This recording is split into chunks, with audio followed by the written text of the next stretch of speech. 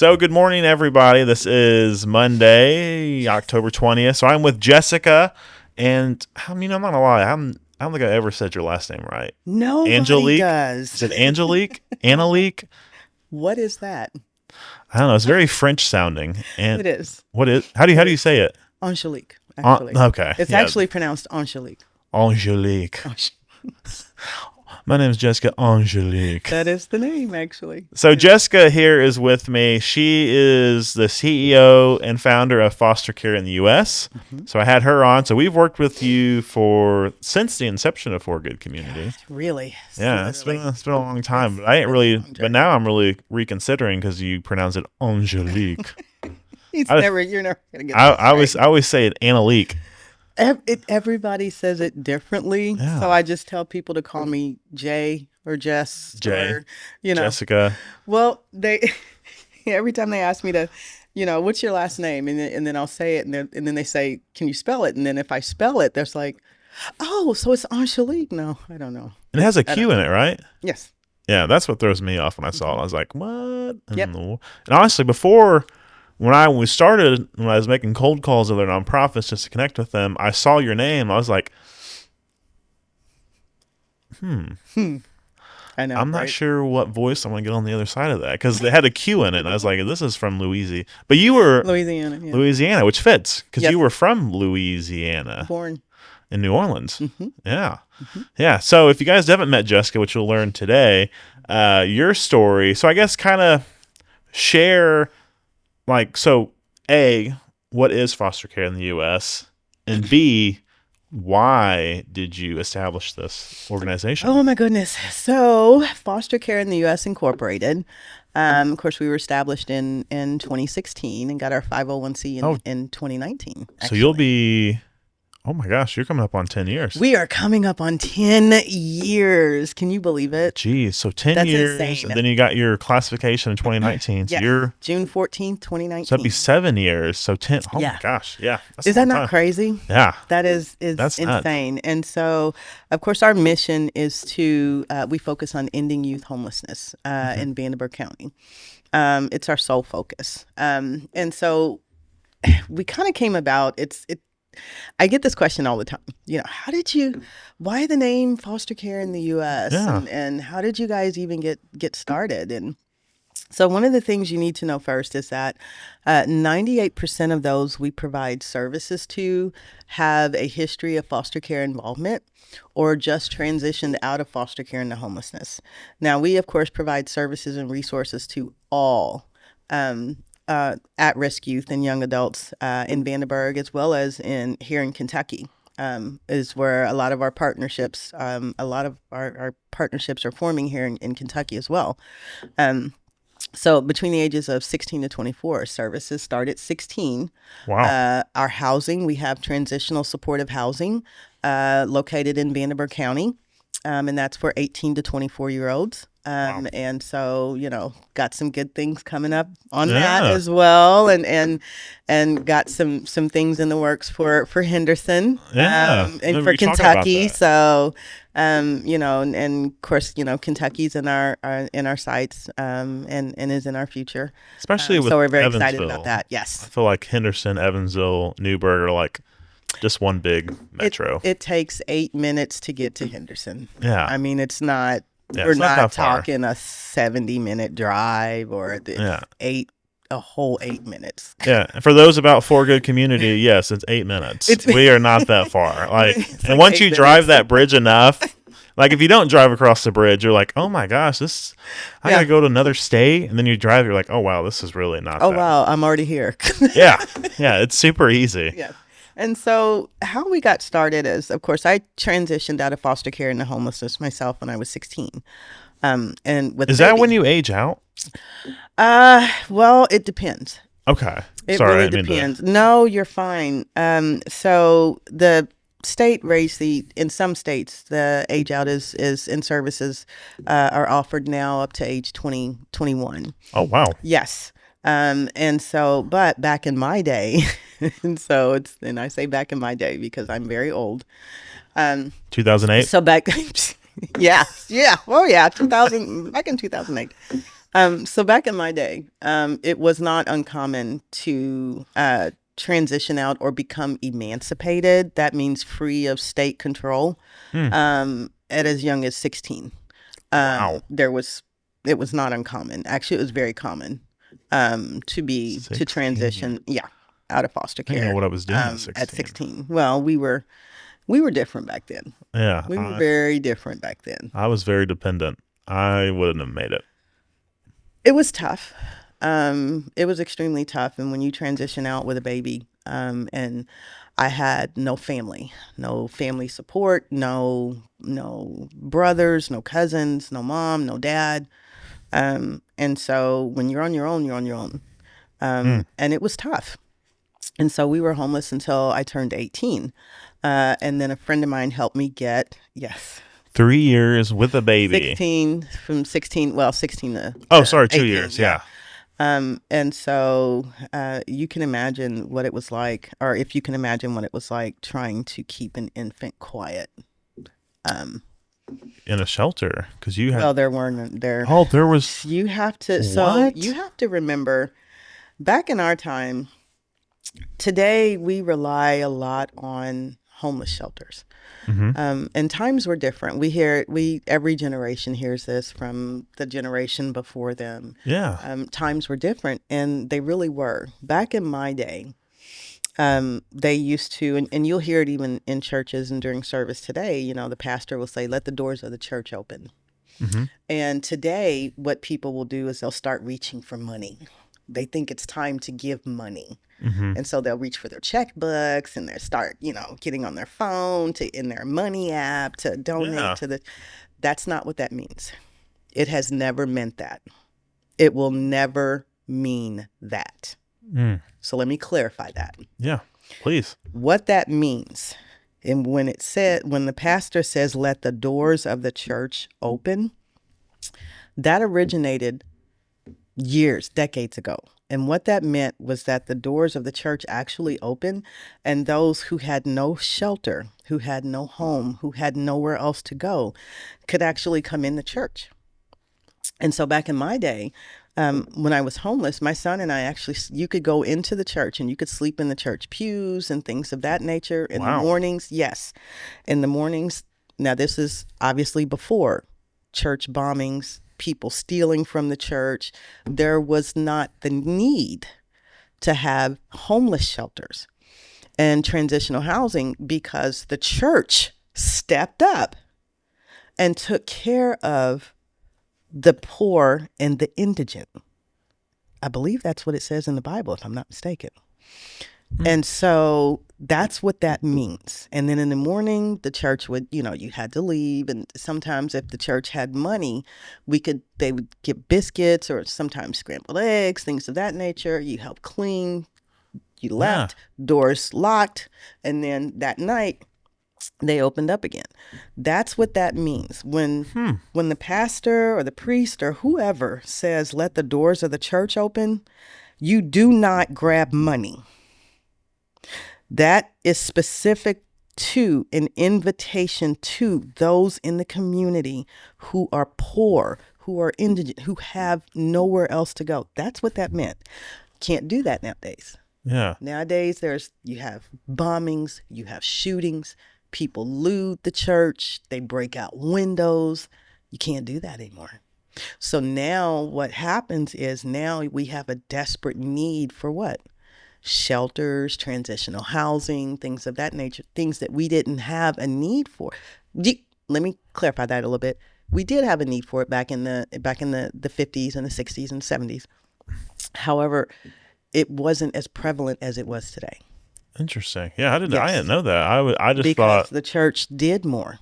Interesting. The church did more. I mean, it wasn't uncommon to have the church show up on your doorstep. Really? Oh, it is nothing like today. And sometimes I miss those days. Yeah. I miss the church being able to open its doors to Yeah. things of that nature. And so So getting back to my story, I then got off into the history of Yeah, yeah. no, it's But fascinating. I didn't know that. that's always important to me when I hear that, and when I'm in a church and I see people start rattling change and getting money, that bothers me deeply. It bothers me greatly because I know that that's not the meaning of it, and the pastor does not correct that, Hmm. and that bothers me Yeah, because you should know the meaning of that. yeah. That's fascinating. Yeah, Yes. I did not know that. But Yes. yeah, I'll let you continue. But anyway, so transitioned out of foster care into homelessness with my son. And so once we got housing, I actually started going back to help the people that helped me and my son. Oh, And so just to say thank you. And it was little things, I buy a little bit of food here and what have you. And yeah. eventually they started asking for more than that. And so I took on a job. I think you're in your 30s. You may remember them. 33. You're in your 30s, yeah. So there used to be a department store here a long time ago, decades ago, called Hill's Department Store. And it No. was for Woolworths. You don't, okay, so see, I before was gonna your say time. I was This gonna is say all before your Kmart. time. I was like, Okay, oh, I know bless your Kmart. heart, yeah. Kmart and Walmart, that's Blue you light guys. Yeah. special. Oh, that's Yeah, so I used funny. to. Ooh, me and Kmart. Because I Yeah. grew up in Mount Vernon. They had a Kmart at one point. Man, I used to Oh, wear the hinges off that door. actually one of the best stores that used to be in operation. Of course, they're no longer in existence. Used to be Woolworths. Ask somebody about Woolworths department store. Woolworst. Wool, WOOLWORTHS, Woolworths. Yeah, I've never heard of that Yeah, I before. know you haven't. You're in your 30s. I know you haven't. It's That's fair. before your time. But so anyway, I'd go back and I'd start helping with little things. And so eventually I took a third job. And when I say third job, it's maybe 8 hours a week. It wasn't major. Mm-hmm. And I did that with Hill's department store at the time. Oh, And so because of the requests I was getting, I started to set aside the money from that paycheck to be able to help people out financially. So back then I was helping people out with everything from like pager bills. I don't need pagers before your time too. hey, Uh, I do know a or pager. do you know what a pager is? Yeah, so I worked for housing when I went to WKU, Yeah. and they used to page us because there's two of us and we would replace furniture, and they had a pager, and I was like, Oh. oh, okay, like I have a cell phone, you can just call me. But let's just say we only used that pager for like a few months. I was like, just send me a text. I remember pagers. We thought we were it, man. That thing would go off, and then of course you'd have to mad dash and try to find a phone booth. Oh yeah, and you guys look at your pager like you just got like a brick of gold, like. Oh my gosh, the president just paged me. And it's just numbers. And it's like, oh my gosh. And like, I don't understand the. Yeah, I was. So yeah, Oh, just to poke fun at that. yeah. But and it's always fun to see Yeah. movies because they're like, Ooh, we thought I we gotta were go. it back in the day with our pagers and our bag phones, and Uh, things were like suitcases. I've seen those. Yeah, no thank you. But anyway, yeah, so I started helping out and with things. And so then I began keeping a list of the things that people asked me for, but resources and things I couldn't find in the community. And that list literally became the basis and foundation for the services and resources that Foster Care in the U.S. Incorporated, my organization, offers today. Wow. And so time has changed. Hmm. Time has gone by, but the needs of young people, they still need help with housing. They still need help with food. They still need help with their cell phone bills, medical, vision. Absolutely. So the things that they need has remained the same. Those needs have remained the same despite the passage of time. So, Yeah, no. Well, if you watch the first podcast, Jeff encountered a person in Ohio, and I think a lot of people, there's always a negative connotation of homelessness, or like, why is yes, anyone homeless? But like, right. just, like, not everyone has the same infrastructure or family No, dynamic like you. Like, right, you had no family because you right. grew up in the foster system. So, I say did. you grew up in the foster system and you're pregnant, you're 16, like, what do you do? Like, and I think it's always good in that mindset of the old adage of until you walk a mile in someone else's shoes, you really don't know what they go through. And someone No. like you, and I think that's so cool about your story is, you've experienced that. Like you're Yes, coming from a perspective of, which I think is so unique about your program and why you're so passionate is because you've lived that. Like I you have. know what it's like to go, not necessarily sheltered or shelter, but, dependent on, the church or an organization for support because, I mean, it's hard. Like, I mean, It's extremely oh hard my for, gosh. especially for someone to step up and ask for help. And I think we miss that.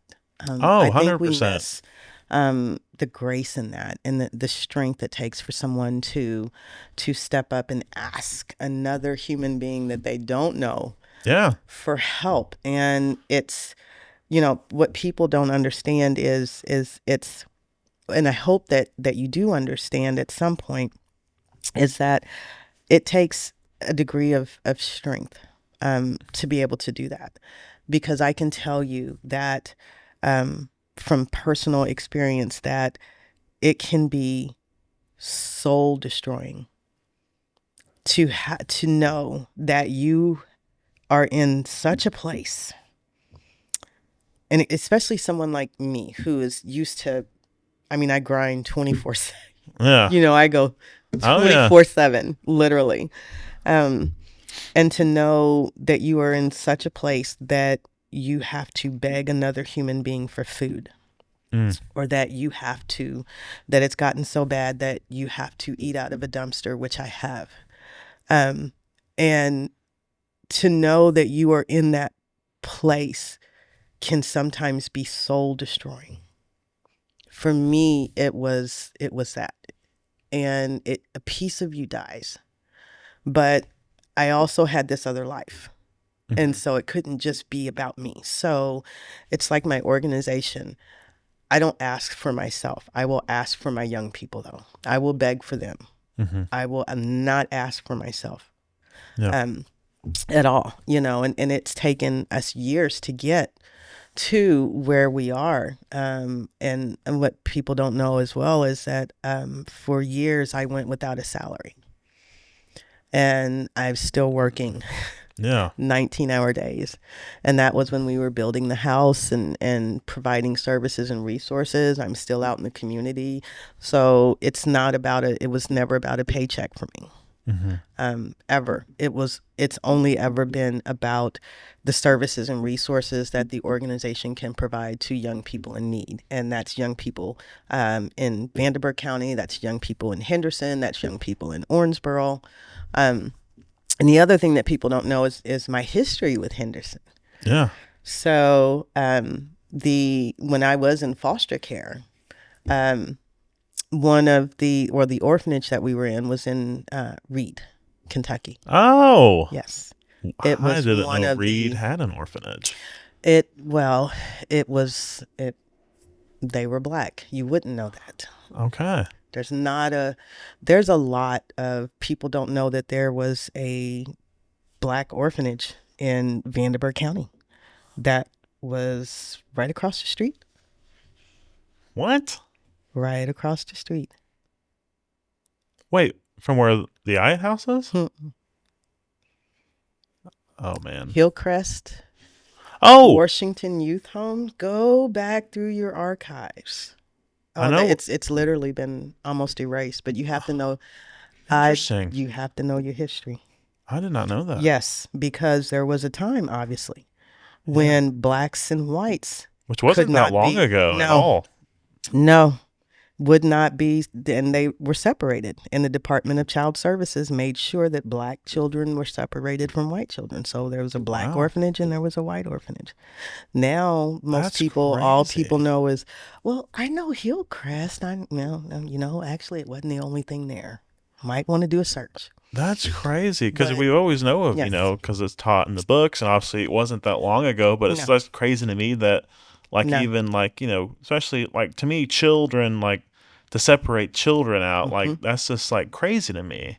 That's how life was, and this was up until, and you're right, it was recent. I mean, we're Oh talking yeah, up into the 70 years. '70s and in the beginning of the '80s is literally when that integration really kind of began. And Wow. we're coming up, remember now, we're coming up on the tail end of the race riots in the 60s and the civil rights movement. And you have to Wow. remember there's that gap. And so people, try and close that gap a little bit. And just whenever you're bored, just I did type not in and know. research, you know, black orphanages in Indiana, black orphanages in Kentucky. Wow. Um, Yeah. and so it was located in Reed, Kentucky, and there were 16 of us. And Wow. this And Reed is not very Reed big. is very tiny. And that to have that many kiddos there Reed, is incredible. there were few and far between homes Wow. for they. I think it might be they might call it a foster home, but it was an orphanage. 16 plus kids. That's an orphanage. That's an institution. Wow. That is not a home. We slept on mattresses on the floor. It was a farm. It. I loved being there because of the farm and the animals. I love horses, Ah. dogs, and horses. I Well, can ride horse. Commonwealth is a great place for that. I can ride horseback, bareback. I love it. I can drive a tractor. I was driving a tractor when I was 8 years old. Um, I'm country. Yeah, I'm about to say that's I'm 100% country. What I didn't like, had you taken the foster parents out, um, I think we all would have been just fine. But that was one of actually the first home where, or second home where I experienced abuse, in the very first place where I experienced sexual abuse. mm, So um, I have a long history. I have a long yeah, history, no. and I do what I do because I know that these young people transition out of foster care into homelessness. Some who have no foster care history, who just have, maybe the family dynamic isn't good, what have you, and then they leave home or they're thrown out. I can't tell you the number of stories where I'll get a call from an organization, and this is true, and this happens more often than you know, where the family, the parents will, or relatives will literally drive up to an organization and kick them out of the car. Now we're talking 17, 18 years old. Wow. They don't want them. These are, sometimes they've had a history of foster care, sometimes not. And they don't want them. They just kick them out like they're done.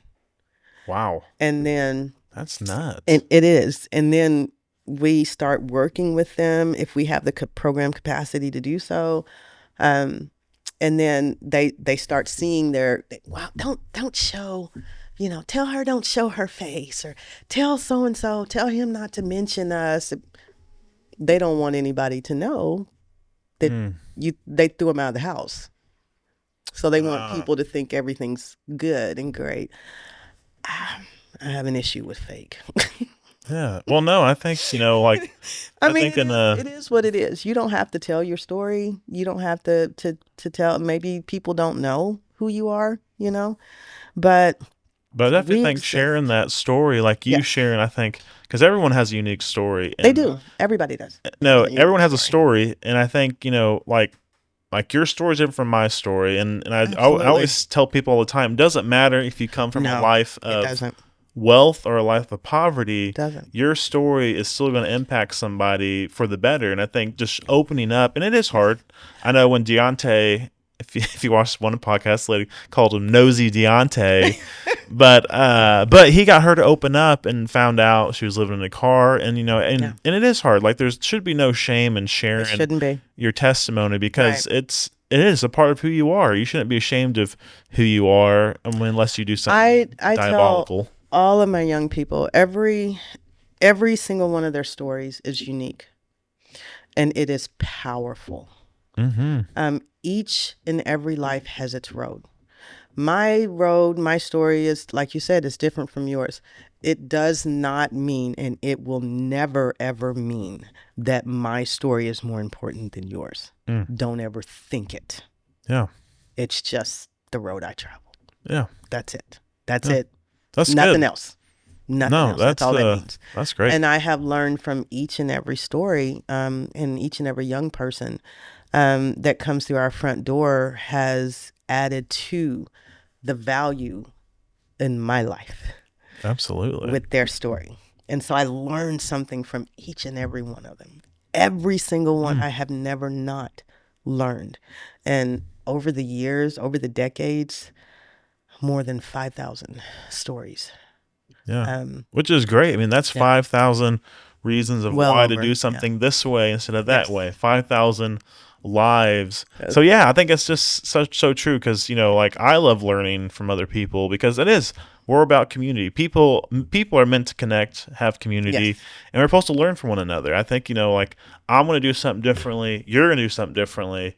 But I bet if we put our heads together, we'd be like, Right. oh my gosh, there's a way better way to do this. And especially with your organization, you're helping these people. So learning their stories, like, all right, so I didn't know, like, because it's been a while since you've been in that system. It's like, oh, I didn't Yeah. realize this was an obstacle for majority of these kids. Right. Now it's like, now Yes. I can, Yes. all right, let's find this service or let's, Yes. and I think that's so true of every nonprofit is learning from the people you serve. But yes. And so you're right. I mean, it's been a hard life, but it's been a great life. It's been a great experience.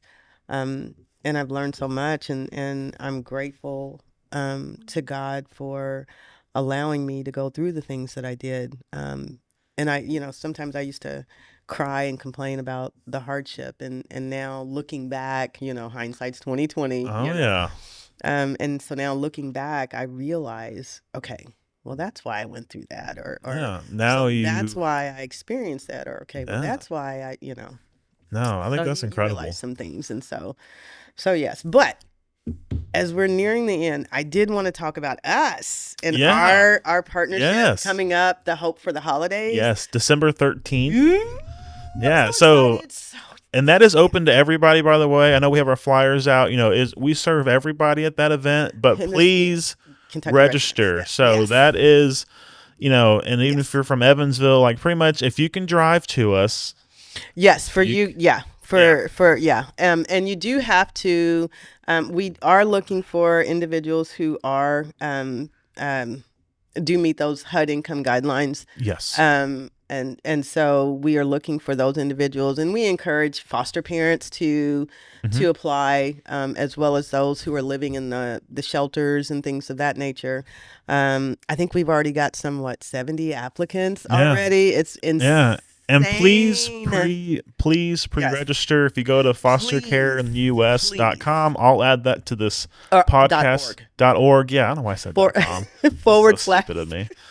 .org. / events. Yeah, Yes. so I will post that link in the podcast here as you guys are watching. But I said if you can drive to us, come. Like Yes. Jessica said, we want to try to target a unique demographic. So please make sure you register. Yes. And then like I said, if you can drive to us, we'll serve anybody. I know a lot of questions have asked. You don't have to be in the foster system, but we welcome everybody. God, no. We've always been an open book, but I said please register because Yes. there'll be toys and stuff, as well as every kid will go through Kids for Good, where we're going to have you pick out gifts for your families. So Yes. please just make sure you register so we kind of have a game plan of how many people. And again, I will post that in the link. And remember to get there early. This is a huge event. Yes. And when I say huge event, it's a lot. It's a lot of vehicles. It's a lot of vehicles, a lot of people. We expect anywhere between 800 to 1,000 to show up, if not closer to 1,200. Yeah. So when I say this is a huge event, this is our biggest. Yeah. And this is this is our partnership. This is why we. Especially we do this before Christmas, getting that kind of, there'll be a food basket, there'll be toys, as well as, every kid will go through the Kids for Good Center where they can get, presents and stuff. So. And real quick, I did have one person ask about Evansville. And so Evansville does do giveaways. So theirs look a lot different. We are structured a little differently. Our partnership is different, but there are giveaways in Vanderburgh County. But like ours, you do have to register for those. St. Vincent's, all of Absolutely. those organizations will be doing something. As far as I know, just check with them for the holidays and see what their requirements are. I don't have a list of everybody that's going to be doing something for the Absolutely. holidays. I just don't have that list, and I'm Yeah. sorry that And I then don't have that also, list. But yeah, like she said, just check. don't be a Call. person that goes to every one of those events to get something. Like, just know there's a lot of need. And so we will Yes. serve anybody, but just like, don't be an event hopper. Well, and be aware that organizations in Vanderburgh County and organizations in Henderson share their information and their Yes. lists so that we don't have people going from one giveaway to another, and that's kind of how we do that, which is why we ask for registration, Yeah. because we verify that information. Yeah. Yes. Well, please come out December 13th. Register on fostercareintheus.org/events. Yes. And then, well, thank you, Jessica, for coming out. Yes. And then, we'll, have a good time in December. So, I know, I'm excited. well, thank you. And if you guys have any questions, I'll have her website in here as well. If you know of any homeless youth that do incredible things, just as you know, her story, she's lived it, she's been through it, so she has incredible resources to kind of help those in need. So, all right. Well, thank you, Jessica. Thank you for having me. I appreciate it. Thank you for watching. Please like, subscribe. We're trying to get this podcast to grow. If you want to be a guest on it, please email me. And like I said, also show your love and support. Thank you. Off. Oh. Are we off? What am I saying? Your sign up. Oh. Thank you for watching. Oh.